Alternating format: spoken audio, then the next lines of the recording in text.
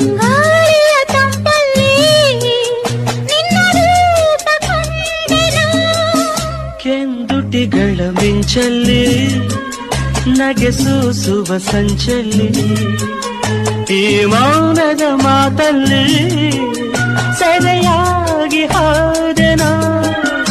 ಈ ಪ್ರೇಮ ಕಾಣಿಕೆ ನಿನಗೆಂದೇ ನಾದಂದೆ, ನಿನಗೆಂದೇ ನಾದಂದೆ.